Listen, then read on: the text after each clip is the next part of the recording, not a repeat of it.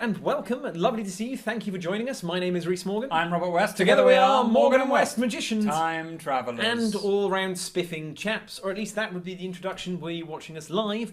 You're not watching us live. This was recorded sometime in the past. So anyway, we are still time travellers, because this is the past, and Moving they're watching forward, it in our personal future. Moving forward at a rate of 1 second per second. But importantly, the reason we're not currently in character, as it were, is because that would make the contents of this DVD somewhat inaccessible. A bit inaccessible. You would look at it and you'd think, I need to be dressed like a Victorian. You don't need to be dressed like a Victorian. In fact, the whole point of this kind of coding DVD, this kind of intro to coding that we're doing, is that it's not scary, it's not difficult, and what you have is really strong, propless, impromptu stuff. Exactly. That you can do with a mate. Even if that mate isn't a magician. Exactly. So the person sat next to you now, or the person sat next to you in an hour on the bus, or wherever you are, they are the ones who can do this with you. And that's the fun thing about it. It's going to be largely impromptu, it's going to be largely propless, and it's going to be largely really quite straightforward. Yeah, so even if the person is completely inept, they can still do it. Hello.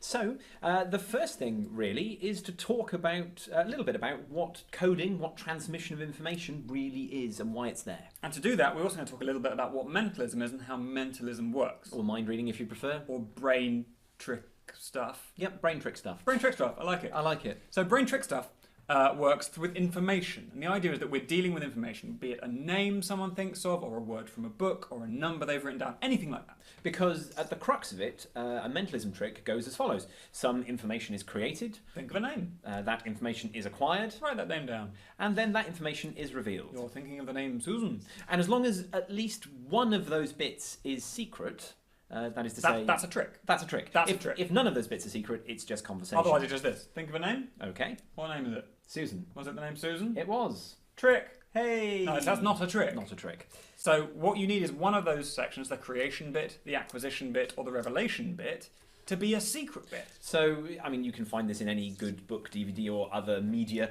about mentalism, but the creation being a secret could be, for example, people writing things down, and it's all hidden. Where we've instructed them to write things down, or basically a force. Any force is secret creation, because it feels like that they're creating something fairly, but actually you know in advance, so the rest of it can be very fair. Secret acquisition would be acquiring that information secretly, as the title would suggest. That's like all of mentalism, all of mentalism. Peaks, tears, impressions devices, all that sort of thing.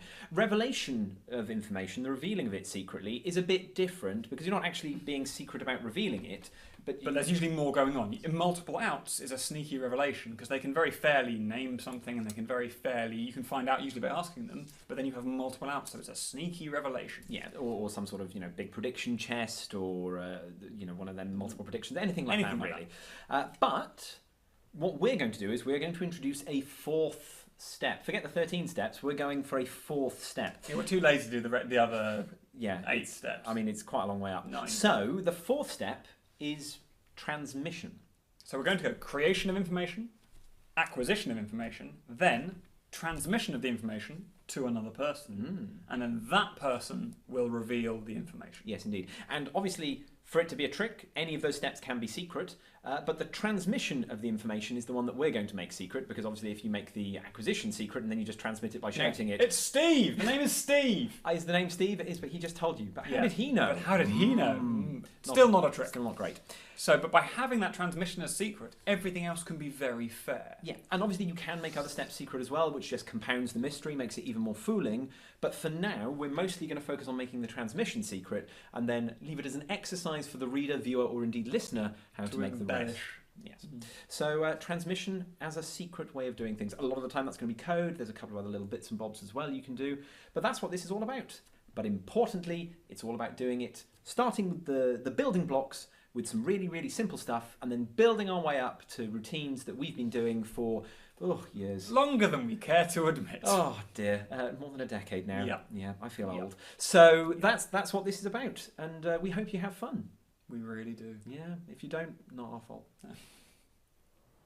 Now, obviously, we say this is impromptu, but is as impromptu as anything can be in that you don't need props or what have you, but you do need a second person. Yeah, and also you do need to have learned it as You well. do need to have learned it, You can't just do it immediately, but you need a second person. And when dealing with a second person, which we have done our entire career, an important lesson is one of checking your ego. Yes, especially when you're dealing with tricks that involve coding or transmission of information, you will often find that one person is the transmitter and one person is the receiver, and only one person can reveal the information, and they, frankly, get all the glory. Get all the glory. So when we perform, I almost always transmit the information, and Reese almost always receives and therefore reveals the information. And because I'm a glory hog. Because Reese is a glory hog. Yes. But that means that when you're performing this stuff, often you are giving the limelight to someone else, to a mate of yours. And sometimes that works exactly how you want it to be, because sometimes with some of the things that we're going to show you and teach you, you're going to want to set it up so that only one of you really is in the limelight to begin with, and the other person is almost kind of a silent accomplice.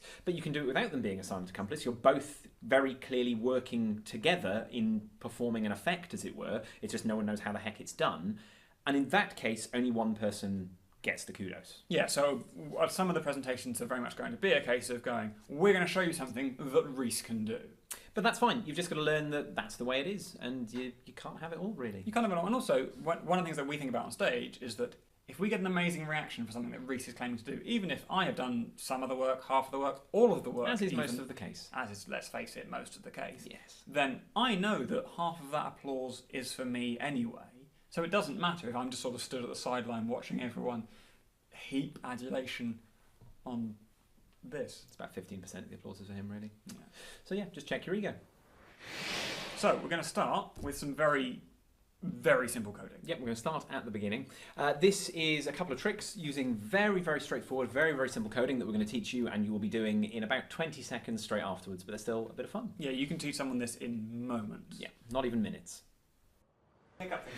So we've got a phone there, we've got pictures of people on there, just like that we've got of Google or whatever. So what you do is hold up the picture so you can see it, but Reese can see your face. But Reese can't see the picture, can he? I can't see the reflection in your eyes I because can't that see the would be reflection. bonkers. Just swipe a couple of times left or right until you find a picture you're happy with. And when you're happy with a picture, just stop swiping, and Reese will tell from the reaction on your face whether it's a man or a woman.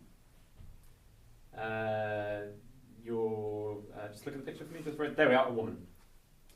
And you can tell him who it is. Yeah. Yeah, that one, I guess. So that could be. I mean, that's move to 50-50, another one. isn't it? That's Move to another one. 50-50. You can go to a man or a woman and style it for you. There you go. And you've changed time. That's going to be a man. That's a man, isn't it? Yeah. It's a tiny little expression. Yeah. I mean, that's still only 1 in 4. It's only So one in four, let's keep so this going. let's keep going. Go a man or a woman, style it to you. You've changed again. You've gone back to a woman. Yeah. Okay, let's keep going. Let's Keep keep going. going. He could just be. This could just be. Let's do one more. Let's keep it going rapid Okay. fire. Rapid fire. Then you've stayed this time. That's another woman. Change again. Yeah. Change again. That one is a woman again. Yeah. Tell you what, I'll turn around just in case you think that I'm kind of seeing Yeah. the eyes or Reflection something. as well. Yeah. He'll I'll just turn around. do a sense of the very aura of you. That one? Okay. Really focus quite hard. That one's a woman. Yeah. Yeah. Do another one. Let's have a look. Okay. That one. That's a woman. How do you know? I wish I knew. He's a very sensitive person. He's just very sensitive. What we're going to do is you can hold up a card like that, and then just by holding up the card, Reese can see on your face your reaction to that card. That is a black card. Yeah. Back up there, so Yeah. Let's do another one. We'll show again. Let's do another one. I mean, that could just be 50-50. Make sure you so don't flash it to Reese as you yeah, lift it up. just lift it up. That's a black one. How do you know? Keep it going, Yeah, keep it it's going. Keep Yeah, going. keep it going. It's quick as Okay. light. He's very, Yeah. he's very good at this. That one's also a black one. That's mad. It is black. That one's red, I think. How do you know? Yeah, so nice and quick. Nice and Okay. quick. Nice and A quick. couple in sort of quick Yep. succession. That one is black. Yep. And that one is red. Tell you what, I'll turn around. Yeah, That's so- red. yeah. Yeah, I'll turn around. He's Yeah. reflecting Turn off your around. very reflective eyes. So, So- Okay. so this one. That. So you got it so you can feel my feet, or are you just going to go up and down? I think I'm going to go up and down, so I'll move. Because do you want to move that I'll mic? move this mic, and then we can get it. Because yeah, we're doing this. Is a black card. Yeah, it's black, isn't it? How do you? You're going to need to say it now because he can't Yeah, see yeah, it. yeah, No, I it's can't black, see it. yeah. And this one? Black again. How do you know? Just really focus on the card, and Okay. that's basically it, really. And that one? Black again. And that one? That was actually black again. How does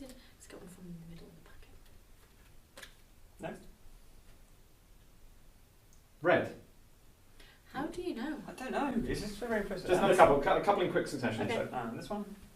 black, Yep. And next. red, And that one. Wow. black.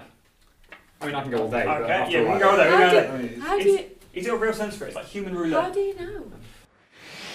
So those are the two tricks. One using a deck of cards for if you want to do something with a deck of cards, but obviously as the old adage goes, why bother using cards when you don't have to? Yeah. So you Imagine if it wasn't a card trick. Exactly. So that the second way of doing it is exactly the same trick, but with Facebook photos on someone's phone. There's Gallery on someone's phone. that sort of thing, and it's a very very simple non-verbal code. Codes briefly are broken down into verbal and non-verbal, i.e., talking. And not talking. So this is not talking. This is a not talking code, and it's very simple because the key foundation of any code work is the recognition of differences in your partner or the transmitter. So they are doing something, and you can tell whether they're doing it one way or the other. That's all. That's all we're doing here. And everything we're going to do is going to boil down to just recognizing differences. So the key thing about recognizing differences is establishing a normal pattern of behavior and knowing how things differ from them. This is just a binary. There are two options. For the card trick, the options are, is the card red? Is it black? For the people on a phone, the options are, is it a man or is it a woman? Or we can throw in a third option, which is a crowd. A crowd of people, or with card a joker, you might describe as neither red nor black, and so you can add in a third option. But it's very, very simple stuff, and the method is painfully easy to do. Yes, that's not to say the method is going to hurt. It's just going to be upsettingly easy. Absolutely. Yes. So with the cards, we'll start with the cards because that's the easiest one to look at. Obviously, here, if Rob is the transmitter, we're going to say that you, the camera, are the receiver. So rather than doing it like this to Reese, which you can't see, I'm going to do this to you. I'd also just like to point out Rob is not calling you a camera. It's just right now we've only got a camera to look You at. look So we're like you've got a imagining you watching this. camera-ish vibe to you, but I'm Yeah. sure you're a lovely human person. Exactly, yeah. So the difference is going to be where Rob is looking, or specifically who Rob is looking at.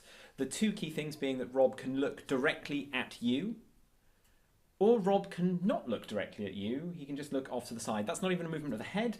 That's just a simple change in where his eyes are, because it's very, very easy to tell when someone is looking directly at you and when someone is not looking directly at you. But it's very difficult for other people who are looking in, especially with someone who's wearing glasses like this with big thick things down the side. Boy. You can't tell what's going on. And importantly as well, the beauty of this is that with a trick like this, we are focusing on a card as well, so people aren't focusing on me and what I'm doing necessarily. They're focusing on the person who's revealing the trick and on what's happening with the trick. So when you have someone when you hold up a card and you get the person you're transmitting to think of the colour, and I'm looking straight at them, well, we're going to say that looking straight down the camera at the person is red. Yep, looking straight down the camera or looking straight at you in the eyes is a red card. So yeah, and the way a little mnemonic for that, or memory aid for that, is like getting red eye from a photo. When someone's eyes like glow red when they're taking a flash. So red eyes, therefore eye contact is red. Easy. If we're going to look to the side, just slightly away, then that's black, because it's not red, so it's got to be black. That's all it is. That's it. Yep. So this card here is obviously a black Black card, because I'm looking at the card. And again, also these are perfectly natural places for me to put my eyes, because I'm either looking at the person revealing, or I'm looking at the card they're thinking about. And finally, the option is then, what if it's a card we don't recognise? What if it's a joker? What if it's the rules to bridge or something like that? Then they're going to do something that you don't expect, which in this case is going to be turning their head just away a little bit, because you know that they're not supposed to be doing that. But obviously, that's just a backup emergency. That's a backup emergency. I have no idea what that is.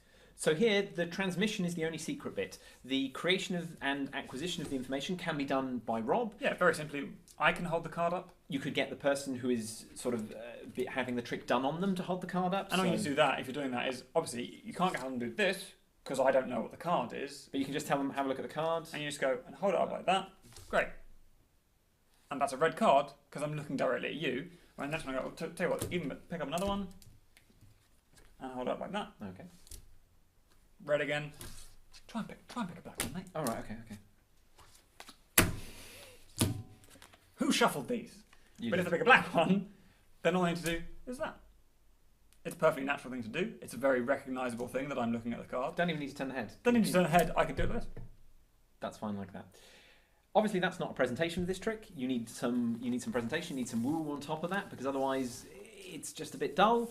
All mentalism needs a reason to happen. The reason here doesn't have to be psychic powers or anything like that. It could just be that, oh, you know what? My mate's really good at guessing cards. He's very good at guessing. Hell, if you want, this could even be a bar bet. Yeah. This could be, if he can guess red, say, talk about roulette, talk about gambling, say, oh, my mate's great at roulette, he gets red, black every time. Tell you what, if he gets it 10 times in a row, you buy him a drink. Yeah. You buy us drinks, and if he gets it wrong, we'll buy you a drink. There's a bar bet for you. I mean, don't do that. That's morally very ambiguous. Morally reprehensible. But if you are morally reprehensible and an awful person, feel free to do that. Yeah, that's true. I will. True. Drinks are on someone else later. Yes, exactly. But that's what it is. It's very, very simple, very clean. And the trick with the phone and with looking at pictures of people is the same trick. It's the same trick, but all you're doing is you're changing red and black for male or female, or if you get pictures of pets like a cat and dog, or anything like that, any subset of binary things that you can do. You don't have to do it with pictures, you could do it with scrolling through contacts, anything like that. Anything where you can break into two groups. Again, so with all of this stuff, all the codes and stuff we're doing... We're starting with two groups, we're going to get more complicated. We're going to start with little groups, but this doesn't mean that this is like, well, this is our red and black trick, and you can only do it with red and black, and it only makes sense to do that. Like, try things out. Think of things. The phone man and woman thing is quite a simple, trite example, but there's loads of different examples of that you could do just by changing the way your eyes are positioned on a piece of code work. And with a phone, again, it allows you, with man and woman, rather than just cards, which are sort of meaningless and blur, with a phone and with pictures, well, then we have an emotional reason for doing the trick.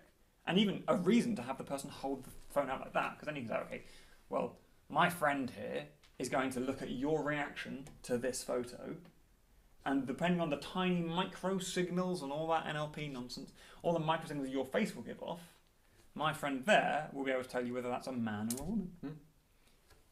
And so on all we need to then is decide which one it is. So we're going to say that looking right down at the person is a man, and looking at the phone or whatever in their hand is a woman. So if this was my phone and I was currently on Facebook, that's right. I'd be looking at a woman. It's a woman. It's a woman. It's a woman. There we are. So now, a brief exercise for the reader, or the watcher, that is to say. We're just going to do the cards, and then at the end, we're going to say which card everything is, so just play along at home. So remember, straight at you, that's right, it's red. That's red, red exactly, eyes. Well remembered. And looking just slightly off to the side, not looking straight at you. Yeah, well done, black. No, well done, you got it. Well, no. I'm so proud of you. Yeah, well done, you. So we're going to give it a go. Here we go. Obviously, you're looking at him, not me. It's red. It's red. Did you get it? Black. It's a black card.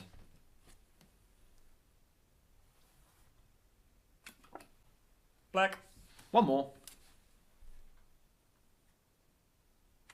And black again. What are the chances? This episode was brought to you by the colours red and black.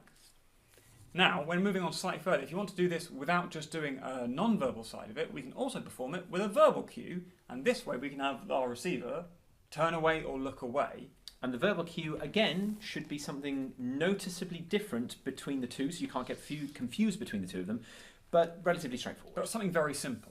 So, we're now going to imagine that our receiver is blindfolded or looking away, or just someone's holding their fingers in his eyes. Or, is on the end of the phone, maybe. On the Yep. end of the phone, that's another... If you're using verbal cues, they can be anywhere as long as they can hear you. Yeah. So now we're going to say, well, if it's a red card, which is a shorter word than black, I'm going to use one word to tell the person to reveal it. Yep. And if it's a black card, where black is a longer word, Then we're going to use more than one word. use more than one word. Obviously, we're not going to string together an entire sentence, because everything has to sound like it could plausibly have been the same. Because the other thing you have to be slightly careful of with coding is people can't backtrack it easily. Yeah, if you just if you're doing red blacks and you go like this, right, brilliant, right, A little bit obvious.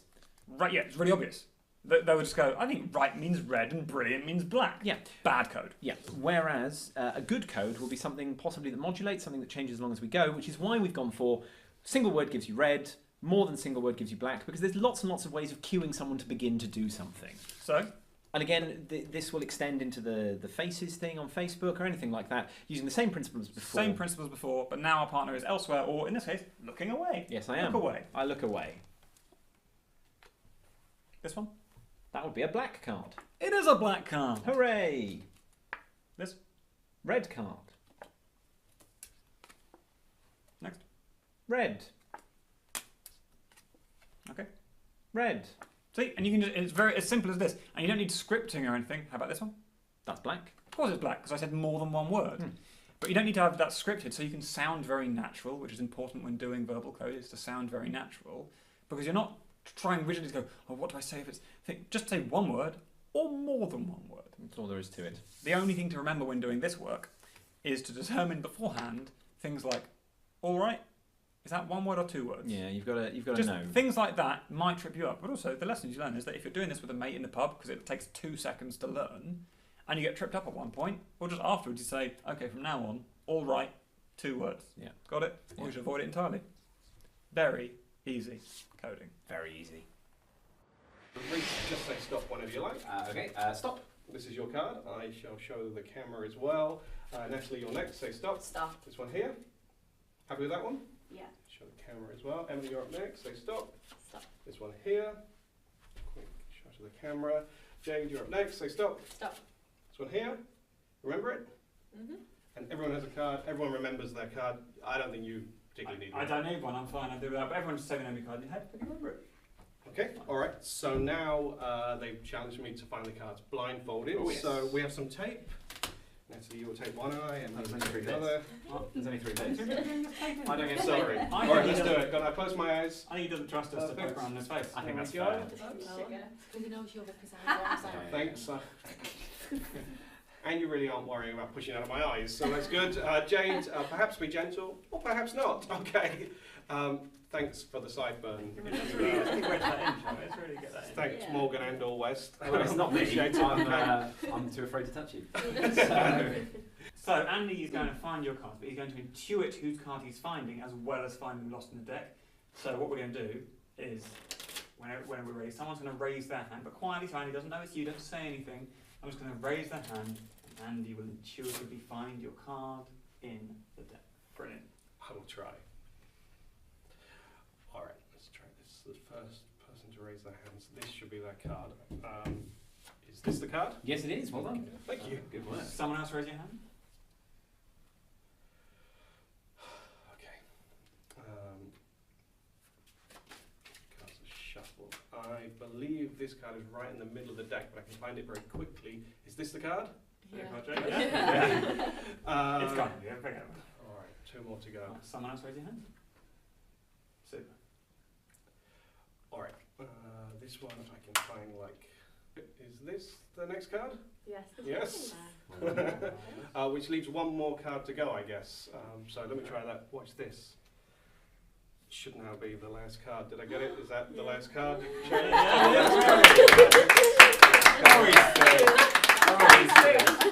How we did lay down the gauntlet, how he did accept. How we accept the gauntlet.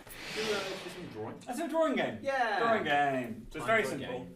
As he's going to be very familiar with this, Reese is going to look away. I am going to look This is away. all Reese's special skills. Should have bought a blindfold. Should have bought a blindfold. Yeah. Lazy, aren't we? Lazy. Lazy. Very simple. We're going to draw pictures. It doesn't matter if your picture is rubbish or good or anything. Obviously, don't draw a picture of yourself, especially if you're Andy, because that will really stand out in this group. But otherwise, just give each you a piece of card. You can lean on the table as well. Just draw a picture. Don't take too long, because I've got a short attention span. Yeah. Well, Just like a little simple picture. Again, doesn't need to be super artistic. Doesn't need to be.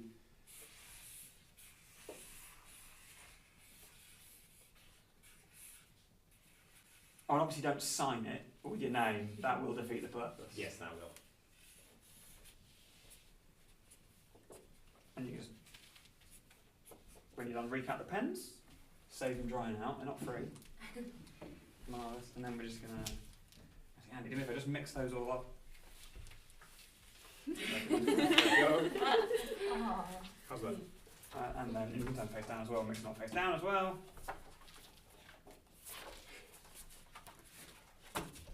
Marvellous.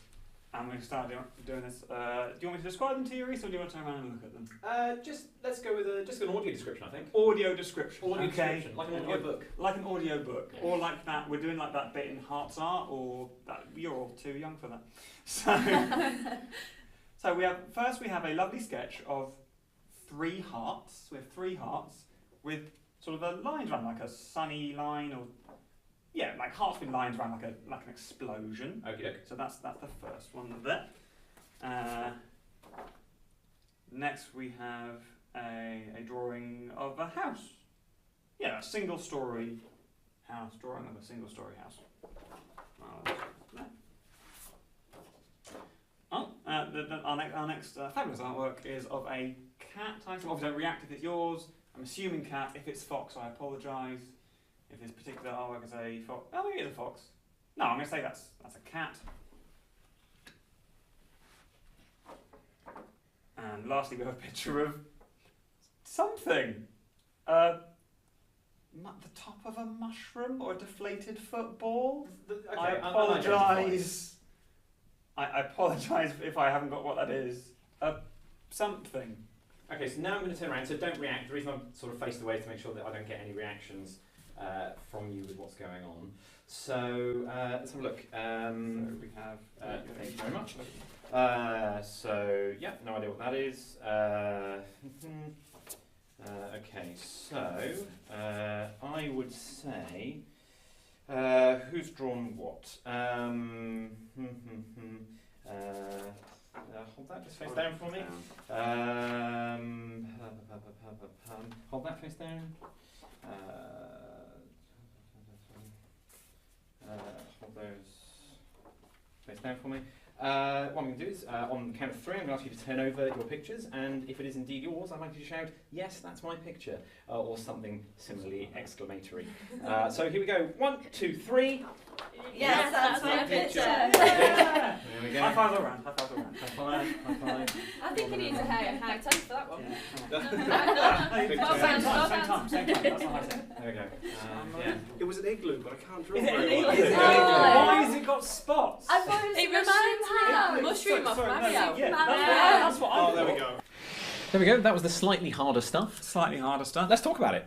Let's So, explain it. In fact, Let's explain it Why in the not? explanations bit. this is the explanations bit. So let's look first at the multiple relation bit that Andy Gladwin did. Now, Guest for this star Andy trick, Gladwin. you don't need to have an Andy Gladwin. You don't. But you do Any- need to be able to do some sort of multiple revelation card trick. Any person with card skills that we don't have will do. Oh yes, I have none of them. Mittens here is rubbish. Exactly. But basically, all that trick was, when it boils down to it, is a multiple revelation trick and a series of reveals, but where Andy is finding out, secretly, with transmission, whose card he's going to reveal.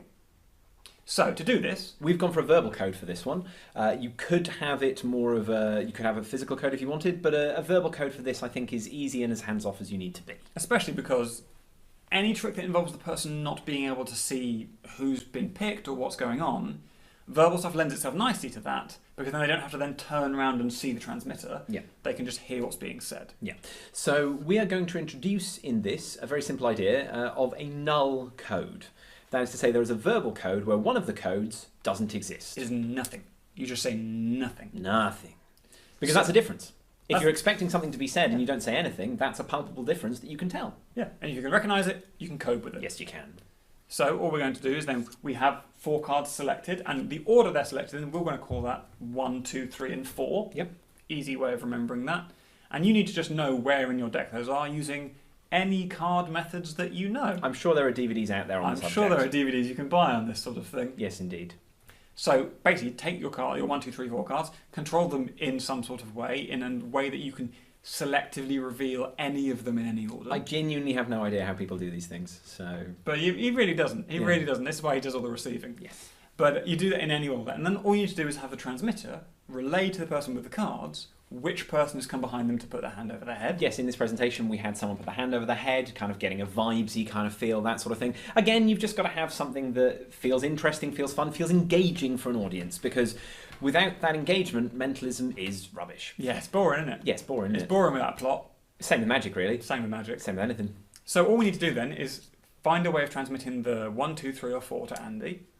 And so we just taught him 3 words under space. So when we ask the person, go up and put your hand behind Andy's head, you either say, brilliant. Or you say, Great. Or you say, super. Or you say, nothing. I mean, you don't say nothing. You don't say nothing. But You don't say, go and put your hand over his head. Nothing! Just pause, it's simpler. It's easier. But then, those words, brilliant, great, super, and then the blank, will be 1, 2, 3, and 4. You'll note here, unlike the really easy stuff, we're going for a fixed code. This doesn't modulate, this doesn't change, this is defined by certain words. That's because it's assumed that this trick is not something that you're going to repeat over and over again. You're not going to do it and then go, tell you what, we'll do it again. 4 more cards. Select another 4 cards. Let's go again. I mean, if you wanted to, just think of 4 more words, but it would be quite boring and repetitive. Don't do that. And we've gone 1, 2, 3, 4. Brilliant, great, super, nothing. B, G, S in alphabetical order. That's all there is to it. It's an easy way of remembering. With a lot of this stuff, you have to remember lists or orders of information. The easier you can do it and the easier you can make it for yourself, the better. So we tend to do things in alphabetical order. So B comes before G, which comes before S. So that the first one is B, the second one is G, the third one is S, and then blank is the fourth one, because that's the one we have left over. Well, and all you have to be able to do to perform this is agree with your accomplice literally 20 seconds beforehand what 3 words you're going to go for, as long as they don't all begin with the same letter. Yeah, and the nice thing about sort of B and G and S is they're relatively, B is very much the start of the alphabet, S is very much towards the end, and G is sort of somewhere in the middle. So that's nicely spread out. What you don't want is brilliant, bonza, bravo! Yes. That would be annoying. That's difficult. That's awkward. Because that way, if you say, just put your hand up and just hold it above his head, great. It's a natural thing to say, supernatural thing to say. Very natural thing to say, very thing. And if the person there has forgotten what the first code word was, they go, but I know it was earlier than great. Great wasn't the first one, that's definitely the middle one. Yeah. And so it's just finding ways of making it very easy for yourself. There is a certain amount of practice that goes into doing this in terms of just saying that very naturally. Because it's always awkward when you say to someone, just go and do that. Super. It's one of the reasons why I don't transmit and I always receive, because the one time we did try with me transmitting, I just telegraph it horribly. Hello, Mr. Anderson. It's just awful. It doesn't work. It doesn't work. So that's why we do it that way round. And it leads on to that important thing of when you're coding verbally, being natural is often a lot more important than finding exactly the right things to say. Absolutely. And also, with this example, when you're asking people to randomly step forward and put their hand over their head, so they're controlling that, you don't have to wait until a person is right here to say the code word. The person who's kind of about to step forward, you can clock people moving. Yeah, as long as you've decided that, okay, those 3 definitely aren't moving and that one is, well, now you can just go, okay, just step forward, put your hand over his head. Great. And you're almost doing it in an offhand way for the person as they come forward, because you're like, oh yeah, you've understood, you've stepped forward. I'm kind of thanking you for stepping forward. It's addressed to them. We'll go into that in more detail with some of the harder coding later, but again, make it natural, make it something that would happen in a sentence, make it in an instruction or something addressed to the person who isn't receiving. You keep it away from them, it's nothing to do with them. Absolutely. When we're recognising differences with code, you want the receiver to recognise the difference, not the person you're doing the trick on. You don't want to go, why did he say that? Yeah. So that multiple revelation with the extra added element of coding gives you an already good trick taken to another level, taken to level 2. It also makes a close-up trick into a stage trick. Yep. Because now, rather than having a bunch of people around a table and you go pick, now on stage, just the act of you could be blindfolded or whatever, and looking away and having the people walk up to you and place that, that's a stage picture we've created there. Even if you're doing this in a bar, as we suggest, grab a mate, run down the bar, find a few people, do these tricks. This almost elevates that from a cool card trick into a next level skill again, because you have a bunch of people, you get them to select cards, you go, tell you what, I'm going to turn away, you put your fingers on my eyes, or what have you, I'm not going to look, one of you come and put your hand over, brilliant, off we go. Off we go. And then now you're going from that guy that knows the 21 card trick to someone who has real kind of impressive skills, again with some very easy coding. Yeah. And so we extended that then into, well, what else do magicians have in their repertoire already that adding a bit of coding gives you that 4th step, gives you that layer of obfuscation, which makes it an even cooler trick. And one of the ones is a variant on Sneak Thief. Now, Sneak Thief is a classic and great trick, and people have been doing very well with it for 10 million years now. It's that old. In this variant of Sneak Thief, I think we should really call it Thief rather than Sneak Thief. Because there's no sneak. There's no sneak. There's no sneak. Because with the second person, the acquisition of the information doesn't need to be sneaky. You can make it sneaky. You can do whatever variant on Sneak Thief that you would like to give that extra layer. But here we didn't do that, just to show that it's the transmission that we're really looking at. And this makes it really truly impromptu as well, because rather than now having to have marked things and you get them and you're reading the marks whilst looking at the picture and all that kind of classic Sneak Thief stuff, with this one, the person transmitting can just look at the pictures, can just know who's drawing what, because I'm not doing the trick. No. And so They're kind of shepherding the trick. They're They're shepherding. the host, as it were. Yes, I'm the host. Yes, the host with the most. Yes, Yeah. I am the host with the most. And so you're kind of, well, you then can just do it with beer mats even, or anything you find. Bits You of don't have card or to prep paper, stuff. till receipts, anything you like, as long as you just have pen and paper to hand, really. Just tear them up, give them out to people, whatever you You draw a want. thing, you draw a thing, you draw a thing, you draw a thing. I'll mix them up, you mix them up, doesn't matter who does it, because you know whose is whose. Because Rob is clocking what people are drawing as they're drawing. And a big part of this is about being when it comes to any sort of acquiring information for code work, where you're looking at things or peeking things. Don't make it like you're peeking it. Don't feel like I'm sneaking a look at it. Just look at it. Because it doesn't matter, this isn't you doing the trick, so you can be as casual and as open as you want. And in fact, you need to be as casual about it as you can. Because the moment you start making it Going, then people are like, thing. oh, he's up to something. Ooh. Whereas if I just go, you tell you to draw something, and kind of like, nah, yeah, good, and then look around and look at the drawings and be like, this would be great, shuffle, shuffle, shuffle, and we start. Well, now, people go, well, he's so openly looking at them, he can't be him. involved. That would be He ridiculous. can't be part of the trick. That would be stupid. And yes, it's stupid how It is easy stupid. it is. So this one, once again, we're going to go with the prescribed set of words, because if we don't have that, then you could repeat it, I suppose, but who's going to go to the trouble of repeating a sort of a 2.5 minute routine in the pub again and again and again? Again, your mates will leave. They'll glass They'll you. leave. Yeah. But again, so in here we could, if you want to, just do brilliant, great, super, thanks. Just go, hand me one, brilliant, hand me one, thanks, whatever. Anything like that. Yeah. But here we're going to go with something slightly more sort of scripted. We're going to use particular words that Reese is listening out for. Yeah, so the 4 words that I'm listening out for are... Artwork, Ooh. drawing, Noted. picture, Ooh. sketch. Bit harsh. Those are all words that describe someone drawing something on a piece of card or a beer mat or a piece of paper. Artwork, drawing, picture, and sketch. Once again, you'll note they all start with different letters of the alphabet. They're all fairly spread out throughout the alphabet. And unsurprisingly, we're using it for alphabetical order. Artwork is number 1, drawing is number 2, picture is number 3, and sketch is number 4. Now, obviously, when doing this, you want your language to seem natural, but at the same time accommodate the fact you're changing words. So don't go, who do you think did this artwork? Who do you think did this drawing? Or, because then people will, again, recognise those differences on behalf of you and go, why didn't you say drawing the second time? So what we do is make it much sort of sillier, and I'm admiring or appreciating the work and go, well, the first piece of artwork, which is almost a joke, which is a lovely place to code, because people think I'm just being funny, when actually I'm telling Reese stuff. Yeah. First piece of artwork is a ball and a thing. I can just describe it to him. Reese needn't even turn around. And he then will be able to know who it is. Yeah.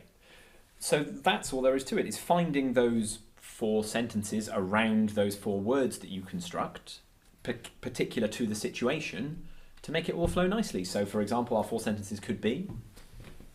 So, the first piece of, shall we say, artwork We shall. is a piece of cheese that the person has drawn.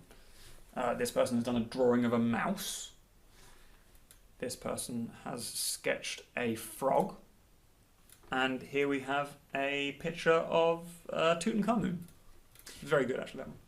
So from that, we know that the cheese belongs to person number 1, the mouse belongs to person number 2, Tutankhamun belongs to person number 3, and the final picture, I can't remember what I said. Which Whatever the way final we made picture up. was. that belongs to person number 4. But the order they came out there was artwork, drawing, sketch, picture. 1, 2, 4, 3. So that's where you notice the difference coming in.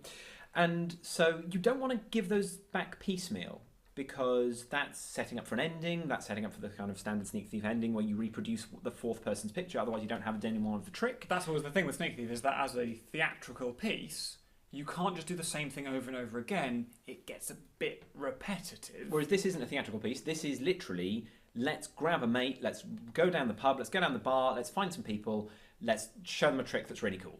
This is quick and easy. Quick and easy. So, we said when doing this, you're going to do it where you're just going to remember 1, 2, 4, 3 in that case.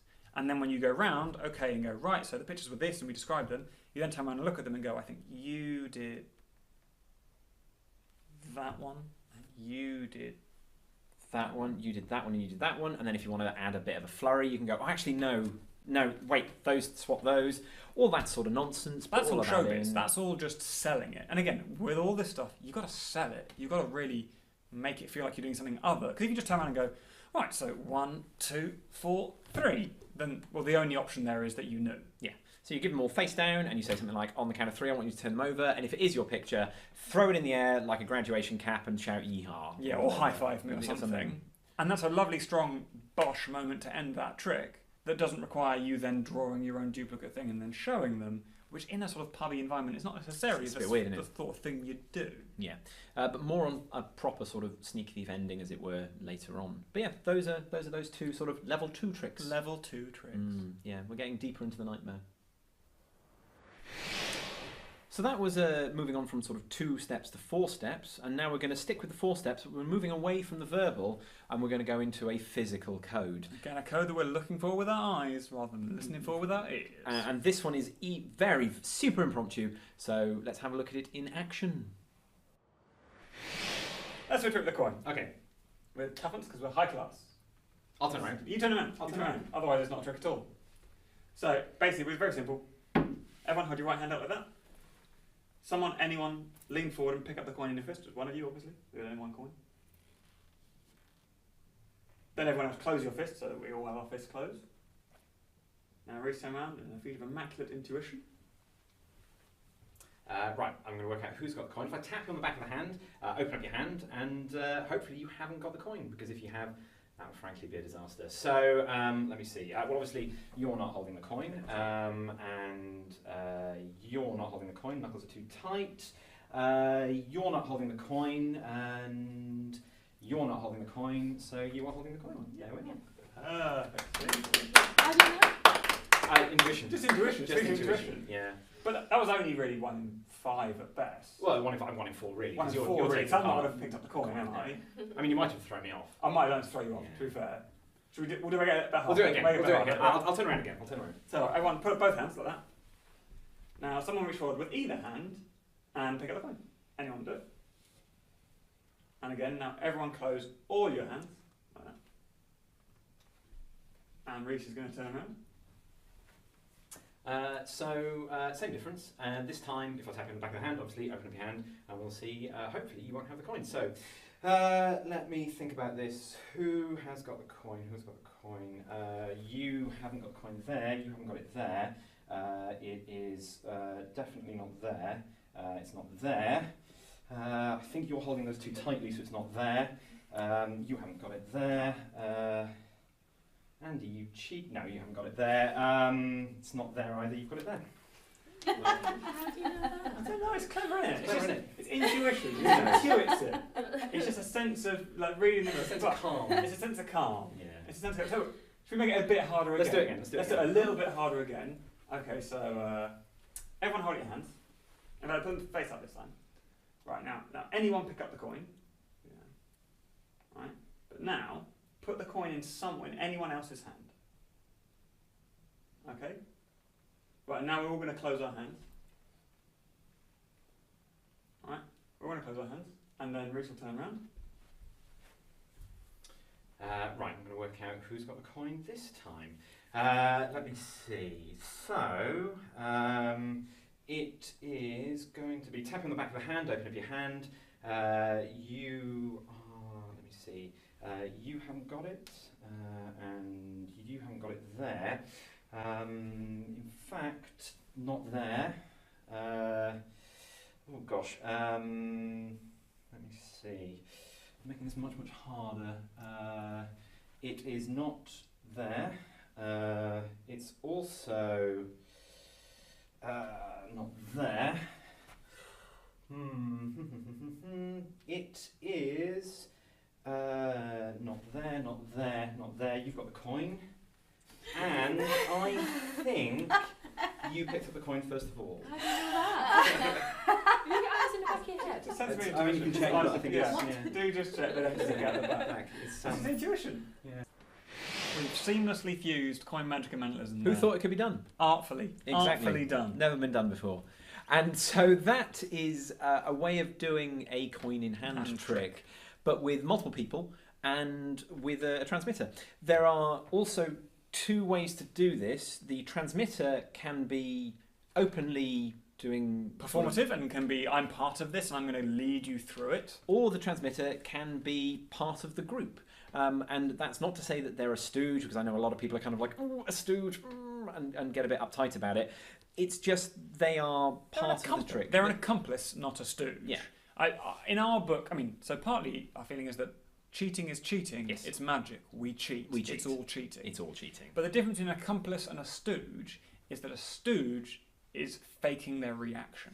And a stooge is kind of forcing one outcome as well, and that's not what's happening here. That's not what's happening here. But if you're having someone who's in on it, and who's coding to you from within the group, then all that we're doing there is saying, well, we're just hiding them in there so that it feeds everyone else's reaction.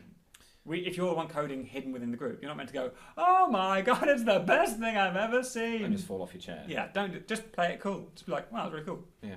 So there are three versions of this trick. It starts very, very simple, and then moves a little bit harder and a little bit harder again, each one adding a layer of complexity, which just makes the trick more interesting, more fun, and cooler. We're going to do all of these, I think, assuming that the person is within the group. We're assuming we're within the group and then talk a little bit about how you do that outside of it. Because it's exactly the same. So we're here with 4 or 5 people. Yep. One of them's me, The transmitter. the I am the transmitter, receiver. and Rita the receiver. And the basis of the trick is there is a coin on the table, or there is a coin around, or an object, a Or small any, object, any small object you could hold in your hand without showing who's got it. like a sugar cube or a pack of 2 sugar cubes, anything like that really.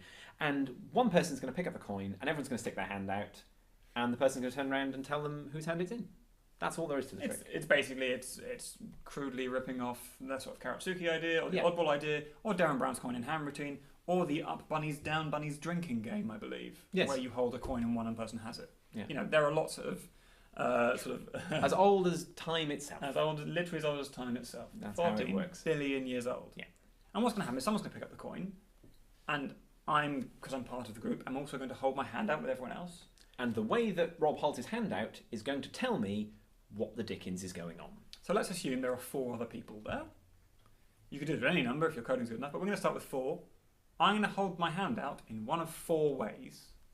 And we're looking for 2 things here. Firstly is whether my thumb is here or here. So above this knuckle or below this knuckle. Right now, this is a pretty big difference. When you practice this, it can be a much It can be subtler this difference. or this. But really, for now, we might as well go for this or that. Very pronounced. That's one difference we're looking for. And we're going to call it the high position and the low position, Then there's a second difference we're going to look for. which is my thumb being straight. So it's straight in the low position, straight in the high position. Or my thumb being bent. That's bent in the low position. That's bent in the high position. So And- all of these are, someone's picked up a coin and we've all held our hands out, and so one of us is holding a coin, and my thumb has naturally gone into that position. Because I know who's got it. Because we've given very clear instructions. It's not pass it around secretly between you, it's someone reach forward and pick it up, and then everyone else reach out and put your hands out. Yeah. To match.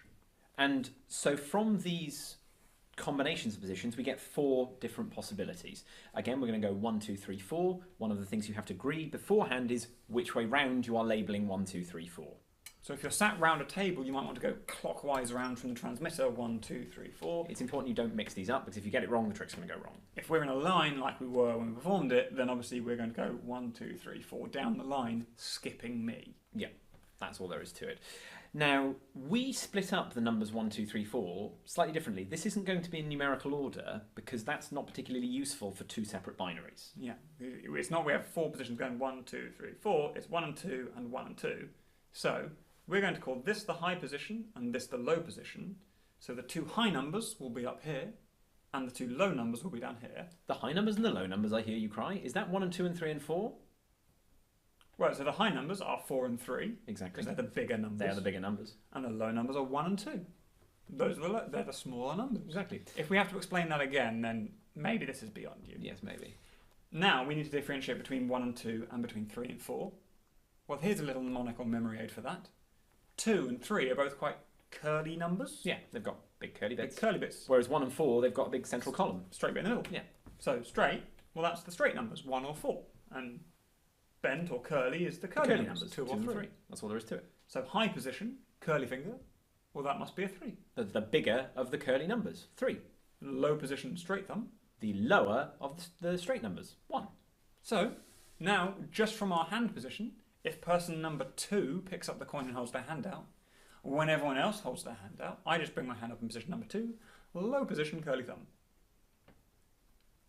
If person number 3 picks it up, I bring it up, high position, curly thumb. If person number 1, I come up, low position, straight thumb. If person number 4, I bring up, high position, straight thumb. That's all there is to it. Straight is 1 and 4, curly is 2 and 3, high, the higher end of the spectrum, 4 and 3, low, the lower end of the spectrum, 1 and 2. Combine, follow your decision tree, do your maths, give the answer. Again, this is a trick that you perform, so don't just go, you've got it. That's not a trick. Eliminate people. Go around Eliminate the circle and go, if I tap you on the back of the hand, open up your hand and show you haven't got the coin. Tap you on the hand, you haven't got it. You haven't got it, you haven't got it, you haven't got it. And obviously, if your accomplice is part of the circle, get rid of them first. Yeah, ditch them first, because then the offending information is gone. It's gone. And also it clues your partner into the fact that I understand. If maybe I'm here and Reese is like, I don't know what you mean, if he doesn't go to me first, I'll nudge it up to where it needs to be. And if he's limited to that person already, then he'll go, you, open your hand. Yeah. Now, if I'm not part of the group and I'm guiding people through this, all I need to do is, once they're all holding their hands out and I know who's got it, all I need to do is say, now, Reese is going to, if he taps you on the back of the hand, like that, turn your hand over and show it, and the last person will be. And obviously in doing that, I've turned around in that sentence. Reese has turned around that sentence, and as I go, when Reese taps you on the back of the hand, my hand's already in position. I'm in 3 here. It's high, it's bent, it's curly, that's 3. If it was person number 1, I'd go, Reese is going to turn around and tap you on the back of the hand, and now I'm giving a 1, low and straight, 1. So just in that instruction and demonstrating what other people are going to do, I have then coded to Reese what we're doing. Yeah.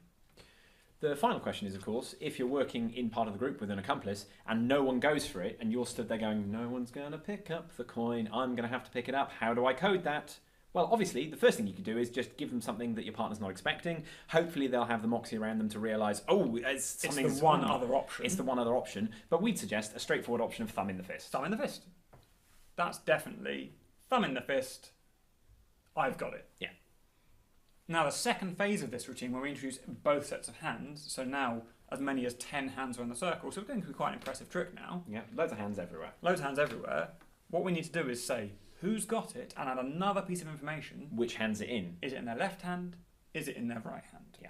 There's a couple of different ways you could approach this. Although because of the third phase we're going to introduce, we're going to do this in a very specific way. We are going to keep all of the coding to the right hand. Yep. So the left hand is kind of null and void. And so everything's coded. So again, you give very clear instructions. Someone reach forward with either hand and pick up the coin like that. So now, when someone does it and they do this, I know who's got it and I know it's in their left hand. Everyone bring all your other hand. Everyone bring your hands out. So everyone's holding 2 hands up. So I need to code person number 3, left hand. So the only new thing we introduce is whether it's left or right. That's the only new thing. We're just building on the previous codes. Now, ignoring the left hand for a minute, which we'll come to in a second, we're just going to code 3. It's person number 3, and we're going to say if my arm is bent like that, it's in number 3's left hand. Think L, like bent like an L. And if my arm is straight, like right, or like a straight right hand, like boxing, if it's straight, then it's in the person's right hand. You shouldn't do boxing whilst doing the trick. Don't punch someone. Gloves make it Doing very the trick, difficult to do yes. it. And yeah, just don't hit people. Yeah. But so if my arm's straight, it's in their right hand. So this would be in person number 3's right hand, whereas that would be in person number 1's left hand, and that would be in person number 2's right hand. And again, this is an obvious thing to spot, but especially when you've got 10 hands sticking out or holding out, people aren't going to notice these differences. And again, Reese can pop down the line and go, not that one, not that one, not that And again, one. that's quite, even in a sort of in a pub or at a friend's house or around a dinner table or anything like that, that's quite a theatrical thing to kind of go around a line and go, not that one, and then start speeding up and people are going, is he going to get it right? Bam, yes he is. What a trick. And now the crowd go yeah, wild. they go wild. Stop throwing money at us. Yeah. But then we take it one step further, and we're going to add another phase in. Which is pick up a coin, now give it to someone else and put it in either hand. Yeah. So now, someone's going to pick it up, which say person 2 picks it up, and gives it to the left hand of person 4. You have to be very specific in your instructions. They have to give it to someone's hand specifically, because what you don't want to end up is the situation where they give it to someone and then they do this and you don't know where it is. Yeah. So you're going to get everyone to hold their hands out, and you're going to say, someone pick it up and put it into someone else's hand. Like that. So now person 2's picked it up and put it in the left hand of person 4. And you're going to tell them not only who has it in what hand, you're also going to say Who picked it up to begin with. you picked it up to begin with and you put it here. And that's why we kept the left hand free. So now, the right hand is doing everything we did before, and the right hand is going to code who's got the coin in the end and what hand it's in. So we say person 4's left hand, I think we said. I think we did. And so person 4's left hand is the higher end, the straight one, because that's 4, and bent for an L, so that's left. So that's person 4's left hand. Our left hand, rather, is going to, making sure to bend the elbow to mimic your other arm. If it was straight, it'd be straight, but mimicking it, bend the other arm. Our left hand is going to code which person gave it to them, in this case person number 2. So you do 2, low position, curly thumb, and so we do this. And again, at the moment, the differences between the fists are quite pronounced. But with practice, they can actually be reasonably subtle, and it just looks like you close your hand in a different way. And also, people aren't paying People aren't attention. watching for it. People aren't looking for this. So then Reese gets to turn around and go, not you, you picked it up, it's in there. Actually, not only did you pick it up, but you know what? I think you picked it up first. You gave it to them. Oh my gosh. They run around. Their brains explode, they're dead, everyone's dead. There's a lot of mess to clear up. You have to run from the law for the rest of your life. Mm-hmm. That's why we're here. That's why we're here. I don't even know where the green room is. No. But that's that. That's that little trick there. It's a cool, fun thing that's completely impromptu. It'll take all of a minute or two to teach to a friend. They don't have to be a magician. They can be a partner. They can be anyone, really. You probably don't want a dog or a cat. They're not going to get it. No, they won't understand. You could do this with kids. Honestly, you could do this with your kids. And also, what if you've got more people, or you teach this to someone and they get good at it and they enjoy doing it, and you go, but we can only do it with 4 people. Well, obviously, with 3 people, you just don't code 4. But what if you've got 5 people? Just come up with a 5th position. Maybe you use your other fingers. Maybe if my finger's a bit extended, that's a 5. Or maybe if my little finger's a bit extended. Because actually, this is another binary code. So now we can say, well, that's 1, that's 2, that's 3, that's 4. Stick my little finger out like that. Now we have 5, 6, 7, and 8 as well. So you can now do this with 8 people. And we can bend their arms for left hands. So now you can have 16 hands held out, and you're going to run down and go, not that one, not that one, not that one, and get right down to 1 coin. Soon you'll be on stage at the Hollywood Bowl doing 50,000 this people, for all holding their hands thousands out. and thousands of people, everyone holding their hand out, and One you'll of be them running doing very around. complicated hand positions like this. Yeah, and it'll take 6 hours to tap everyone on the back, but people will love it. Yeah, that's too far. Don't do that. No. Do better stuff. Bigger stuff. Right, we're now going to move on from coding with 4 different bits of information to coding with 52 bits of information. That's a natural leap, isn't it? It is a natural leap. 1, 2, 4, 52. Exactly, but actually, thankfully, due to the miracle of binary counting, it's Right. actually coding with only 6 bits of information. With 6 bits of It's information. not as massive a leap as you might think. Which is fine. So strap in for the performance. Here we come. A quick mix. Mix the colours on the table. You can smoosh them around the Okay. table. It's It's the best way of mixing it. Wash the cards. Don't wash the cards. 8 of spades. That's the 8 of spades. 8 of spades. That was an easy one. Now we'll just gather them up. Okay, like that. Perfect. This is always the least glamorous bit of any card trick. Come on. Kind of like taking a deck of cards for a walk. Take a card for a walk. Hang on, so you just take a card and hold it up so that you can see it, but Reese cannot. That one is that one's a black card. You can say yes if it. Yeah. Yeah, that one's a black card. In fact, I think let's go suit. I reckon that's a spade. Yeah. It's a number card, isn't it? It's quite a low number. 2 of spades. How do you know? Wish I knew. I think we try again. Try again. Yeah. Dump one on the table, take another one. Wow. Again, make sure Reese can't see it. Just hold on to it for me. That one is that's a red card, I think, that you're focusing on. I think you're It focusing is. on a diamond. Really think about that card for me. You are thinking about the 7 of diamonds. Yeah. That's good. Yeah, it's good. One more. Well, we'll do one more. We'll just do One more for One more. Just really, really kind of just focus on that card for me. Put it into your head. That is 6 of hearts. How do you know?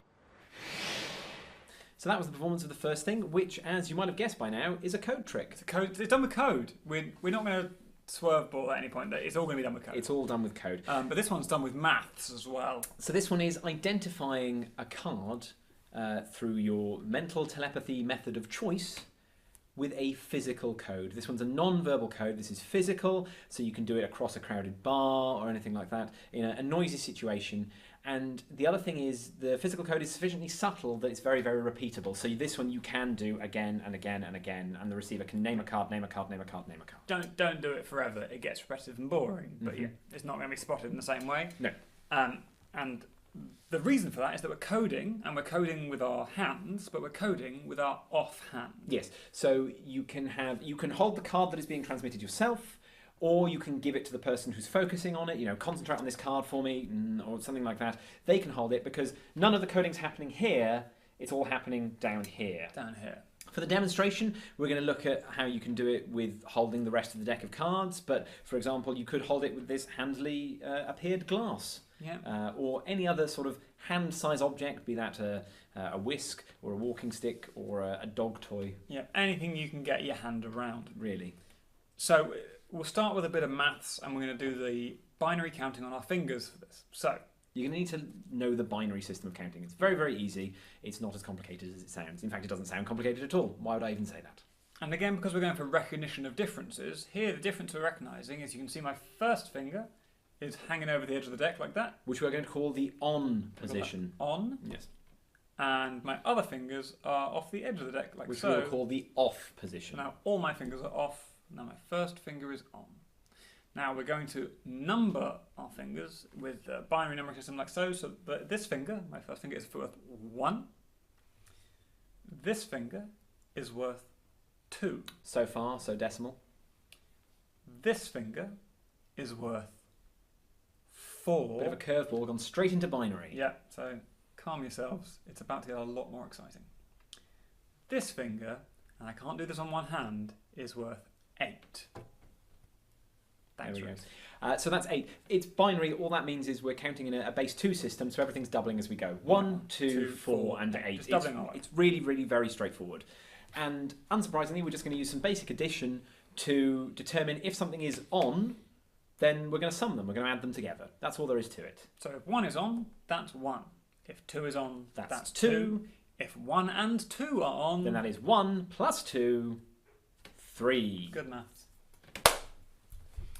Now, similarly, if we have the 4 one, the number 4 is just a 4 on its own, but if I add 4 and 1, 5. that's 5, 4 and 2 is 6, and so on and so on. Now, obviously, we're going to be talking about cards with this, so the higher number, the Jack, Queen, and King. We're going to give Jack is 11, King is 12, Queen is 30.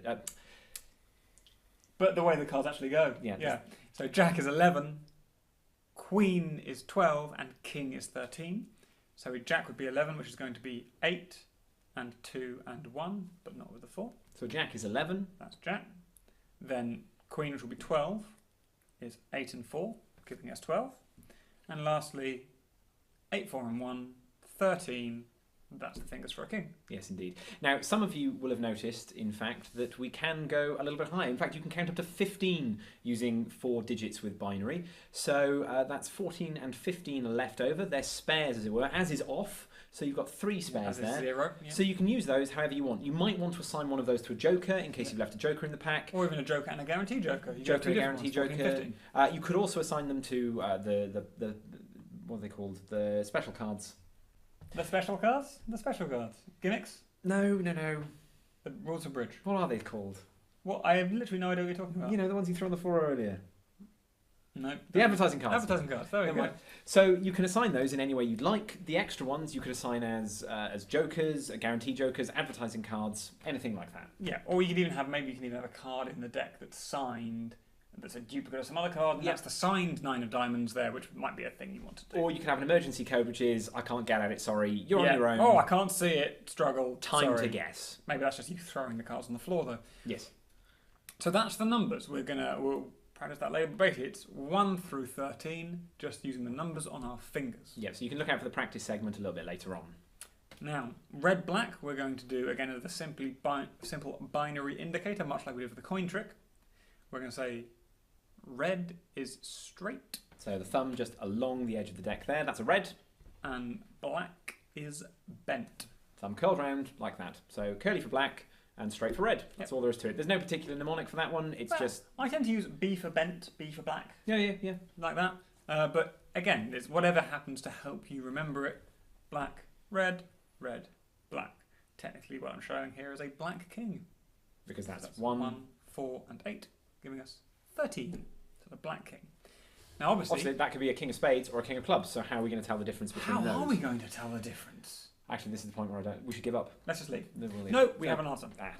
So, now we're going to do another binary code, much like the thumb is a binary code or the fingers are a binary code, but this time with the position of the deck as a whole, and really with the position of my elbow. So much like in the coins again, where we had straight and bent. Similar thing, but subtler, because with a deck of cards, you can't really be like, just hold it there. So this one we're going to look at the proximity to one's heart, basically. Your heart's a thing you have. A heart is also a suit of cards. Oh my god, it's also a suit of cards. How convenient. So we're going to relate those two. Now, we tend to pair when coding, we pair hearts and spades together. Because let's be honest, the spade is an upside down heart with a sticky in bit. Yeah, so hearts and spades are kind of a pair. And clubs and diamonds are the leftover ones. Yeah, so they're a pair. Yeah. Again, just learn it. We don't have a better reason than that. Yeah, or make your own system. So, we've determined that if the cards in the hand that we're coding with is near our heart, then it's either a heart, or if it's black, it's a spade. If the cards are far away from our heart, then it's not a heart or a spade, therefore it's a club or a diamond. When I'm looking as the receiver, I tend to look at the elbow position because it's very, very easy to tell the difference between an elbow which is kind of open and an elbow which is bent at least 90 degrees.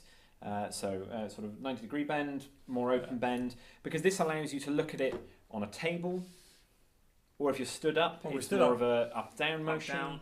But again, this is about you defining those differences just before you start. A quick conflab with your partner and say, so we're going for up-down? Great, so close to the heart, far away from the heart. Never hurts to do a quick practice before your other mates turn up to the pub, just And- being like, so you think this is a heart? Yep. And that's a diamond? Yep. Great. Again, as we get more complicated with coding, the amount of stuff we're learning to recognise and the amount of differences we're learning to recognise will increase. Yeah, that's right. This isn't the most complicated stuff. Oh, strap in. Yes.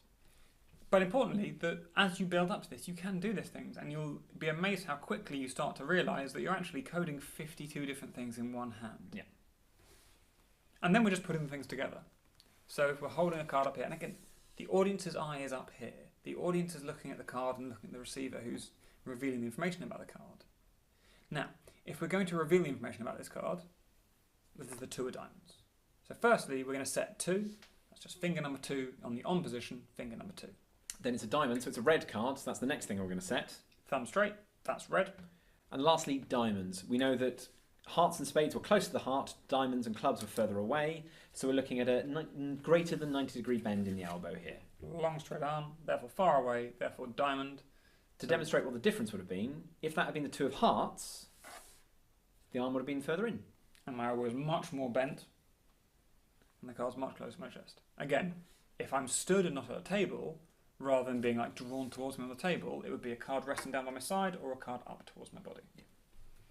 So if we're going to do a card other than the 2 of diamonds, so if I were to do this card, Then what we're doing is, as the receiver, we're looking to the hand, and we're looking at, right, so the on fingers here, the on fingers in the hand are 1, 2, and 8. So if we add those together, 1 and 2 is 3, and 8 is 11, so that must be a jack.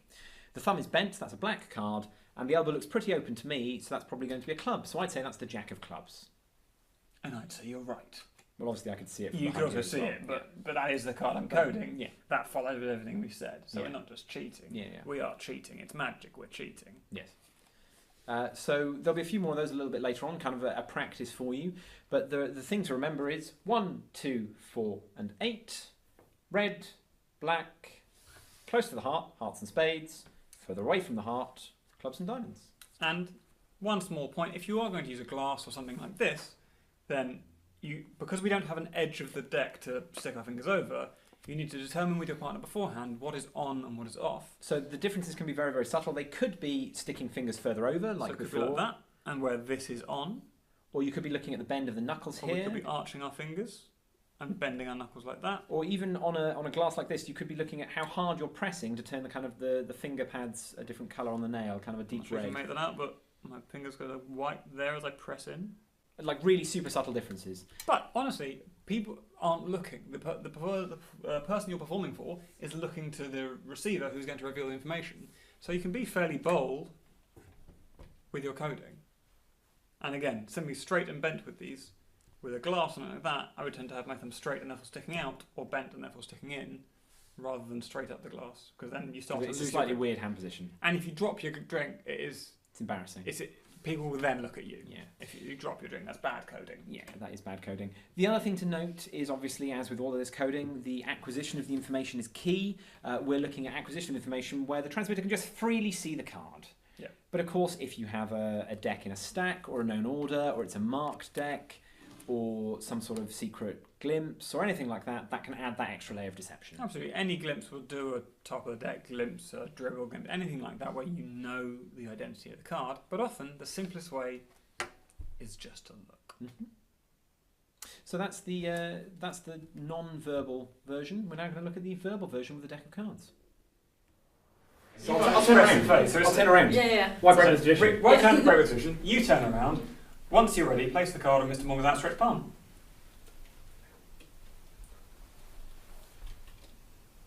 Thank you.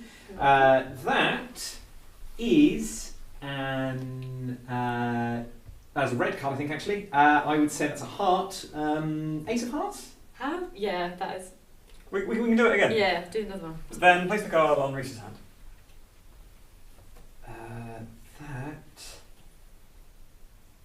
Oh gosh, that's tougher.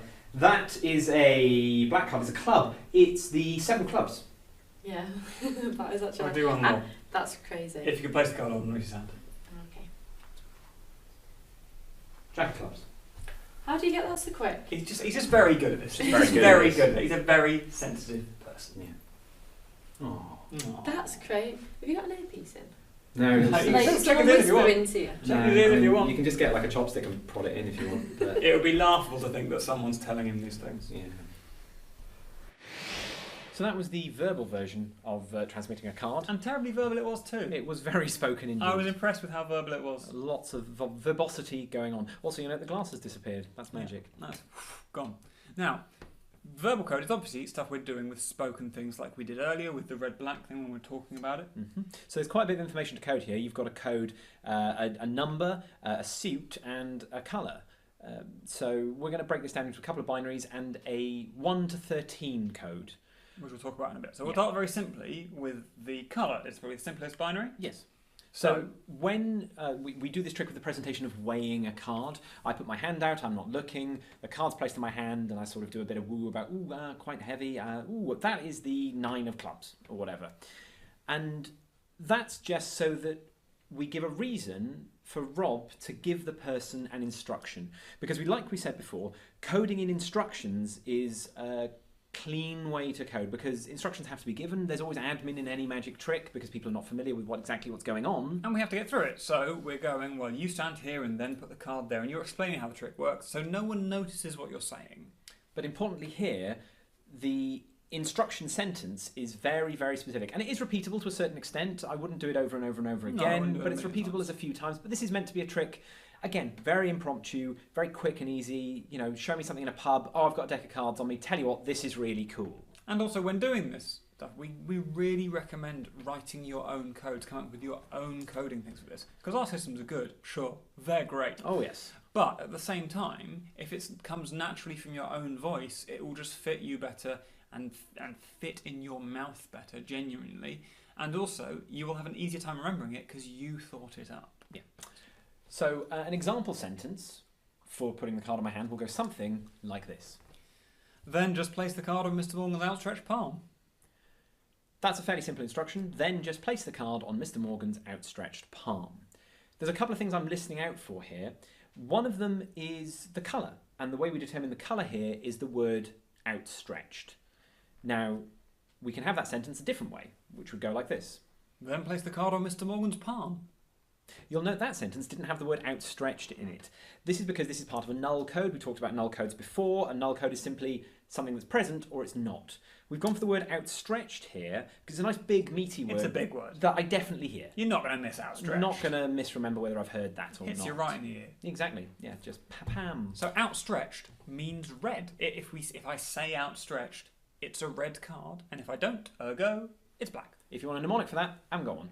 Again, you could maybe go with outstretched, red, outstretched. Worryingly, this being completely unprepared, this little tiny bit, I was thinking exactly the same thing. Really? Yeah, there you go. Oh my god, we should be a double act. We shouldn't. We shouldn't, I hate you. So, yeah. But, so there we have outstretched, and that word means red, and if it's not there, it's not red. So we can do red, black. Yes. Right, Red, done. black, done. Single word, done. Game over. Right, suits. Oh, Let's okay. do the suits. Let's do the suits. So how do we differentiate now between hearts and diamonds, or spades and clubs? We should group those two together. We shouldn't should let's use our earlier grouping because we've already learned that. Let's say hearts and spades go together and clubs and diamonds go together again. I like let's it. stick with that. Why change it? Why Perfect formula. mess with the classic? So let's hear that sentence again. Then place the card on Mr. Morgan's outstretched palm. The word I'm listening for here is the word palm. It could be said a different way. Then place the card on Mr. Morgan's outstretched hand. So those are your two options. Again, it's a word that we can say in a few different ways. We can think about that. And we've got two differences here. The way I remember it is a palm is this bit here, which is the squidgy, fleshy bit, whereas the hand is the entire thing, and a hand is a bit more pointy. So the squidgy, fleshy bit is going to be the hearts and spades. Yeah, so squidgy, rounded like a heart, sort of hearty or spadey, maybe. And the pointy bit, the hand, that's... Well, diamonds are quite pointy, and that's almost the top half of the diamond shape. And to me, clubs are sort of lumpy, and that's sort of there's lumps there. And again, you can come up with your own mnemonics. Yes. That's fine. But quite simply, hand means you're looking at... Clubs and diamonds. And palm means you're looking at... Spades and hearts. So if we combo this with outstretched or blank... Then we have, then place the card on Mr. Morgan's outstretched palm. Outstretched is red, palm is either hearts or spades, so I know it's a red heart. Perfect. What could be simpler? Now all we need to do is the very simple task of differentiating between one of 13 cards. This Ace through king. Is even not as easy. It's not as this is not as easy. Not We're not gonna going lie to to lie. you. And to this we're going to provide you with a set of code words that we use and have been using for basically our entire career to code numbers. Yes. And we'll just lay them out here and then we'll talk about them afterwards. The code words are as follows. 0 is okay. 1 is once. 2 is now. 3 is next. 4 is right. 5 is could. 6 is would. 7 is then. 8 is just. 9 is when. 10 is okay. Again, we'll explain why in a second. 11 is if. 12 is so. And 13 is marvellous.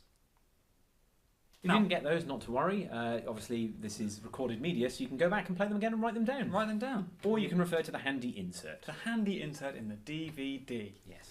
Now, all of those words are going to start our sentence. Not all of them. One of those words is, but it could be any of them. Don't say them all. No, that would be ludicrous. We tend to code at the start of a sentence because it's easier to listen to, it's easier to hear if you're looking for lots and lots of variations. The things that we've done that are the individual sort of binary variations, like outstretched or not outstretched, palm or hand, you're not listening for a vast amount of information, you're just listening for certain things. Or even earlier when we're talking about brilliant or great or super or things like that, that's easy to listen for. But lots and lots of detail, we want a very clear time to listen for it, and the start is the best time. Yeah.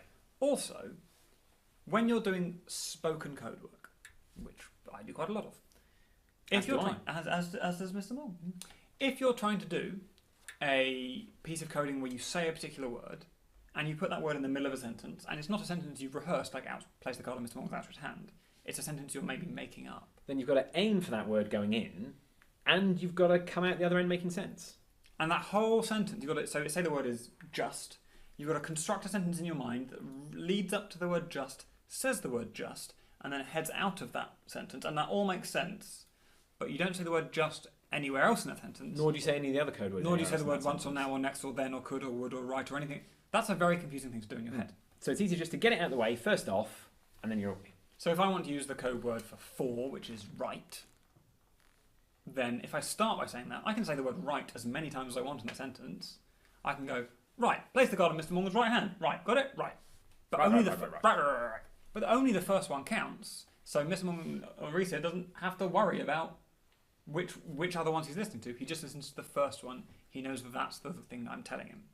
So our opening word of the sentence is going to give us the number. One thing that you'll note from the code earlier is OK crops up twice, either as a 0 or as a 10. It's context sensitive, and that's because you're very unlikely to want to code a 0 and a 10 within the same subset of information. And if you do, you can just kind of use a null code rather than... A null code rather than a number. You just don't code a thing. Because it's very rare. If you're coding a list, you would usually code 1, 2, 3, 4, 5, 6, 7, 8, 9, 10. If you're coding a set of digits, you would usually code 0 through 9. Yeah. So we tend to, just for utility, use 0 and 10 as OK, and then a little mnemonic there because the O in OK is like the O in 0 or the O in 10. Yeah.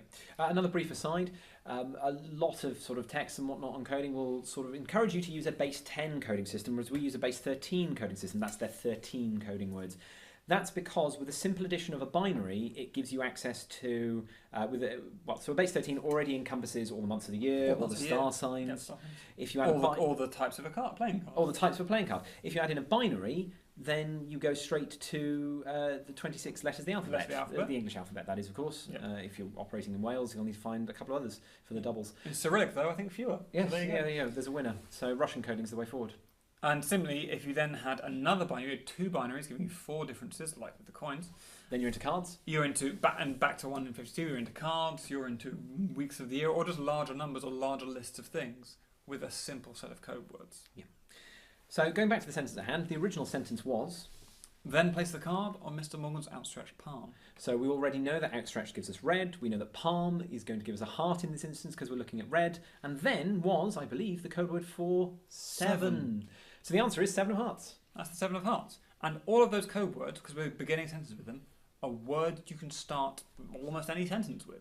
So you can say, once you are ready, place the card on Mr. Morgan's outstretched palm. Now place the card on Mr. Morgan's outstretched palm. Next, place the card on Mr. Morgan's outstretched palm. Right, place the card on Mr. Morgan's outstretched palm. Could you place the card on Mr. Morgan's outstretched palm? Will you place the card on Mr. Morgan's outstretched palm? Then place the card on Mr. Morgan's outstretched palm. Just place the card on Mr. Morgan's outstretched palm. When you are ready, place the card on Mr. Morgan's outstretched palm. Okay, place the card on Mr. Morgan's outstretched palm. If you could place the card on Mr. Morgan's outstretched palm, so place the card on Mr. Morgan's outstretched palm. Marvellous. Place the card on Mr. Morgan's outstretched palm. All of those are sentences that make sense. Which is how I know that they've taken the entire suit of hearts out and placed it onto my outstretched palm. Yeah, if I say all of those, they've just gone blam like Yeah. that, and he'll have felt the difference anyway. Well, it's quite awkward. But the point is that all of the sentences make sense, and so it's very easy to think of saying them. So if you're doing coding where you not necessarily have a very tight script, but you're just wanting to give numbers, you just learn how to begin any sentence with the word once or the word when. So we often say, could you do this, would you do that, when you're ready. Again, instructions, super useful because they let you start those sentences. Because the audience member doesn't know to pick the card up and place it on Reese's hand. They don't know what's going to happen. So I have to tell them. So I have to tell them to put it on his hand. Once again, you're looking at the transmitter knowing the card. That could be either through looking at the card or a marking system on the back or a cheeky little glimpse or any of your other favourite acquiring a card information. When we tend to perform this, I use this very lazy glimpse. 2 of clubs. Because He tends not to say 2 o'clock. I won't say it. Then they'll know how Reese knows if I say 2 of clubs. Yeah. But importantly, when I'm so again, all the heat is on Reese. Reese is doing the reveal here, and so I can get the person on stage and they shuffle the cards or whatever. And in a moment of making sure that Reese can't see, all I need to do is push that card over and glimpse it, and then hand it to the person next to me. Again, I'm not doing the trick. Reese is doing the trick. Reese is getting all the glory, so I can do a lot of the dirty work with no one even paying attention. It's not about covering the moves. It's about making them simple enough that no one even thinks you're doing them. Yeah, but once again, you can also just be very open about looking because, as we say, all the heat is on the receiver, and if the heat isn't on the receiver, then there's something gone slightly wrong in the presentation anyway. This one you can do in lots of varieties of situations. You just have to be able to hear the person. You can have it facing away. Again, you can do this over the phone. I'll show you something cool. Pick a card out. I'll call my mate. And then you've just got to find a new sentence. Especially because everyone knows the whole sort of, you ring a friend and your friend goes, Ace, 2, 3, 4, and you go, hi Steve, it's me. But that's dodgy, and people have heard that. Whereas you could call your friend on Skype or on speakerphone or on FaceTime with your mobile communication device of choice. And then you can have an open conversation with them, but where you're passing a verbal code to them, or they're on speakerphone and you're passing information to them. The difference between how you greet them, between saying hi Steve and hello Steve, or even hi or hello. I mean, there's your four binaries instantly. Yeah. Is the name said, yes or no? There's your null code. Hi and hello. There's your red blacks. You're away. And again, and it's also about picking words that are the kind of things you use. If when you meet your mate in the pub to show him this trick, and you say, "Hey mate," then that's a good code word because it's a natural thing for you to say. Don't ring your friend up and say, "Greetings, Sebastian." There's nothing worse with coding than making sentences that don't make sense. There's no point going, "Sebastian, ask your mind what the card is," because that doesn't make sense. That's a meaningless thing to say. It needs to be something that's natural to come out of your mouth, and that there's a reason for you to say. So I think a little bit later on there'll be some examples so you can practice with this and have a go yourself. But otherwise, that's coding a deck of cards in a sentence. Coding a deck of cards. In a sentence. Congratulations, well done. You have completed the basic training in coding that we have provided for you, if you've got this far. If you've skipped ahead to this point, You cheated. You've cheated. I'm ashamed of you. And not in the good way. So go back and think about what you've done. But, if you skipped ahead because you got stuck and you couldn't do it, then I believe in you. Go back and try again. Yeah, exactly. Either way, well done for getting this far. There's a certificate to print out. It's kind of one of them Easter egg things. You've got to hunt around the screen for it. You'll find it eventually. Either that or it's not there. Yeah, who knows? I mean, it's not 2005, so it's probably not there. But the main thing about it is, these things that we've done now, that's all the nice, fun, easy, simple stuff.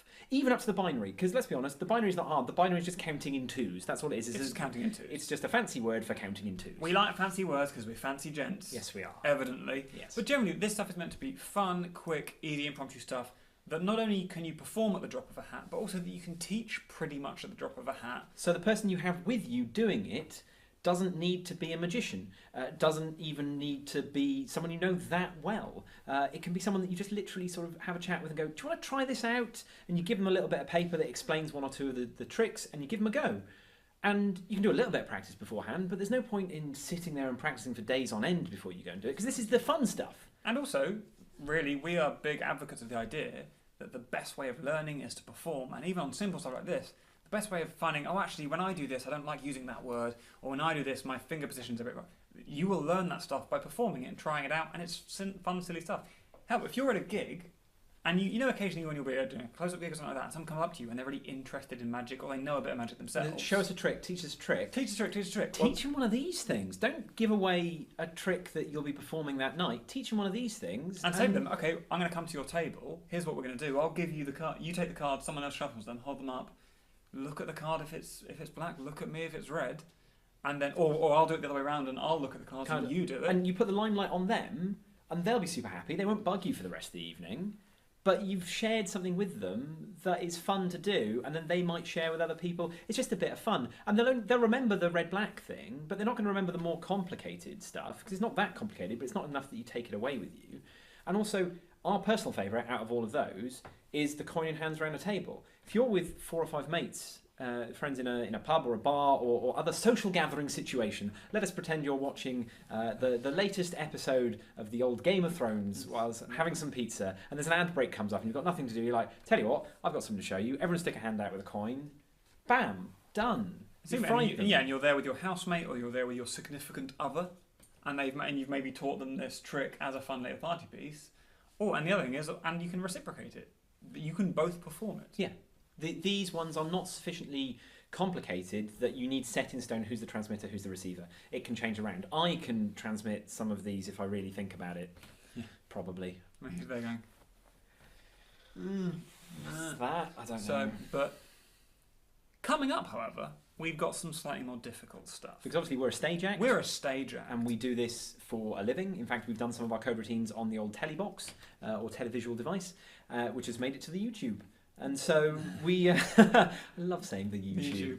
And also, we've performed some of these routines all over the world and done our code work all over the world. So we're going to share with you our stage routines and like our proper stage routines that we do in shows everywhere. And we're going to tell you how they're done, and we're going to encourage you to take those and build on them and build your own routines out of them and go out there and have fun and knock them dead and don't steal our work, please. Well, and We need to honestly, eat. when we're doing code work and when you're doing code work, it works best if the words fit your mouth. So when we're doing the verbal stuff, our code for the 13 is marvellous. Which fits our character. Obviously, at the moment, we're dressed in shirts and t-shirts and everything. But when we're dressed as Victorians, marvellous. It's a very natural thing to say. I say to someone, just go and place your thing over there, marvellous, wonderful. That's actually a very natural thing for me to say. If you're hanging with your mates in the pub, marvellous is not a very natural thing to say. Say cool, say great, say whatever. I'll let you into a little secret. The 13 code words that we use were created because Rob missed his train and was sat at a train station with half an hour to kill, and so made them up. Just made them up when I was on my own in Radstock Station in Oxfordshire, and there was no train for ages, so I sat and wrote a code. So they're not that well thought through. They're not that well thought through, but they fit our mouths. And Yes. if you can write stuff that fits you and fits your character, your coding will be a lot more natural and a lot more invisible. Anyway, that's enough of this exceedingly long outro. We'll see you on the other side. Don't take the DVD and turn it over. It's not an LP. Again, it's not 2001. Or a cassette. No. That'd have auto turn though, wouldn't True. it? Yeah. You guys are nerdy.